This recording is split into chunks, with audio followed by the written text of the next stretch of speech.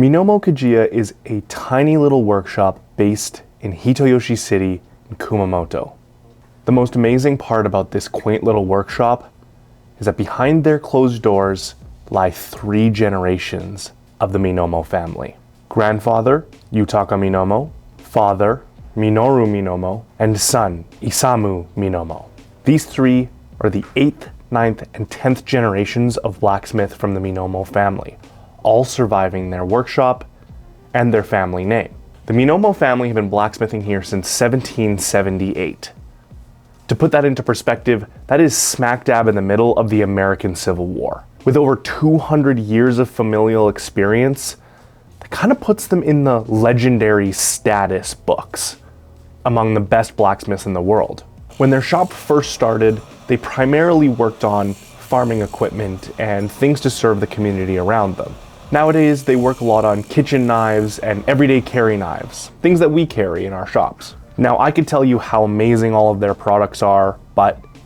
those of you watching probably already know that Japanese-made steel and Japanese-made cutlery, kitchen tools, things like that, are among the best in the world, if not are the best in the world.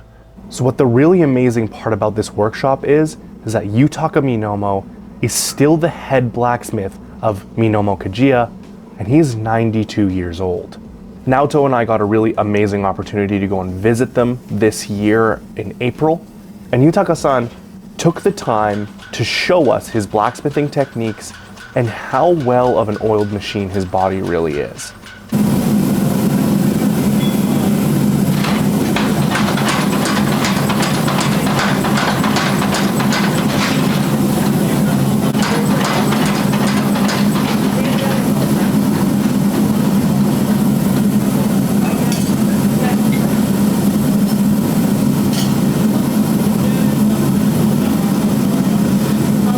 At 92 years old, it was shocking to both Naoto and I to see him step in front of the spring hammer.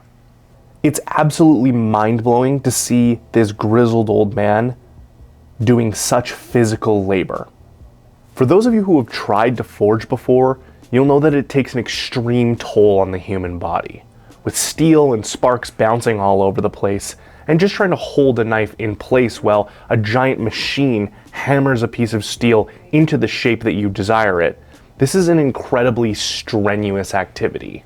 Even if you've never tried it, you can probably assume just how difficult forcing a piece of steel into a desired shape is, whether it's with a hammer by hand or with a spring hammer. Both are equally as difficult in different ways. The fact that Yutaka-san makes it look so genuinely simple and easy was a mind-boggler. And it really showed us that the decades of experience that he has are worth more than all of the brawn of a young person can ever provide. And that really proved to us that brute strength isn't all that it takes to blacksmith. Now, we already knew that, but it really shows how little of an effect it actually has. Now, I'm not saying that he's weak by any means, but he is still 92 years old. Minoru Minomo is the next in line to become the head of the blacksmith, Yutaka-san's son. And you can tell just by looking at him that he also has decades of experience in both the business and the forging side of their shop. Isamu-san, the youngest, Minoru's son, is the next in line. And he's patiently waiting for the day that he gets to show just how amazing he really is as well. で、最後なんですけども、これからの展望じゃないですけど、今10代目で、一番完全的に総合で頑張ってらっしゃる。今からこうじゃあ10年後の自分はどうなってたいとかってあるんですか？そうですね。まずは今までこうやって私が作ってきたナイフとか包丁をですね、使っていただいてる。応援してくださっている方々が10年後とかもあの時買っててよかったと思ってもらえるような、職人になれるように頑張っていきたいのとですね、あとはその鍛冶屋はいっぱいあってもやっぱそのミノモ鍛冶屋、私が作ったナイフ包丁だから欲しいって思ってもらえるような、職人になっていけるように、まずはじいちゃんと父のですね技をこう見ながら盗んで、その中に自分でもいろいろアイディアを入れながらですね、こう自分にしかできないものづくりができるようなですね、鍛冶屋になっていきたいなと思います。The three of them all working in tandem is really an amazing thing to see. When you watch the three of them work together, you can really tell that they care so much about their work. Their workshop is among the tidiest that I saw. Now, of course, there's clutter, but they care a lot about the space that they're in and the products that they're creating. The family matriarch was also there, and she spent most of the time making tea for all of the men in the building. Each generation knows their place and what their job is specifically that day. We got to see grinding of steel, preparation of steel, and of course, the actual forging itself. And each task went to a different generation. And I think that that's just an incredible thing to see. Of course, running a blacksmith shop for over 200 years does come with its challenges. In 2020, the trio faced a devastating challenge: the floods that went rampant through Kyushu.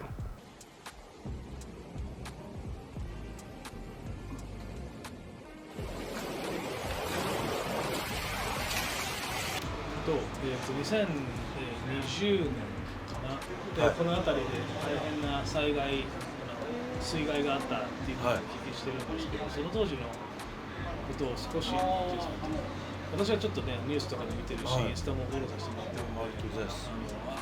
見てたんで、その辺ちょっとこう、まあもちろん大変だったどんな感じで大変だったかっていうのと、今、そこからどうやってこう今のこの一歩戻ってくるまでどういうふうな苦労があったのかっていうのをちょっと聞かせてもらっていいですか。そうですね。私はやっぱり約50年ぶりぐらいの水害だったんですけど、それまでは球磨川が結構こう暴れ川で氾濫する川だったんで、じいちゃんばあちゃんはやっぱ何回も経験してた水害だったんですけど、で、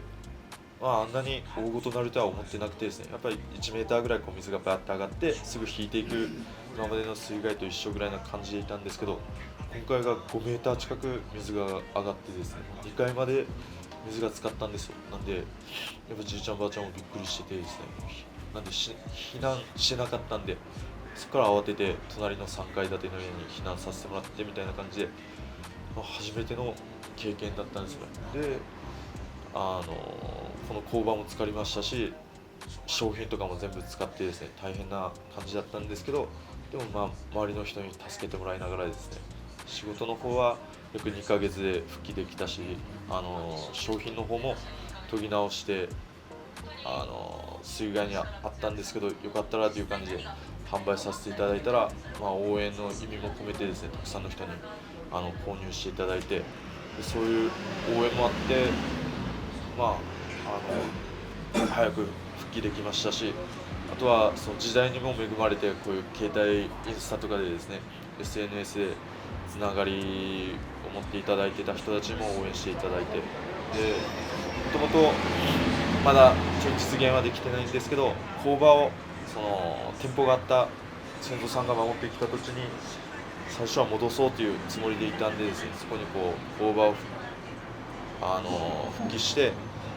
街を賑わせたいというので、クラウドファンディングにも挑戦させていただいたんですよ。そしたらやっぱたくさんの人に応援していただいて、資金もそうやって集まってですね、本当時代にも恵まれて人にも恵まれて、ここまで復興できて、でまだその資金は集まったんですけど、工場を実現できてないんで、それを早く実現してですね、その応援していただいた人にも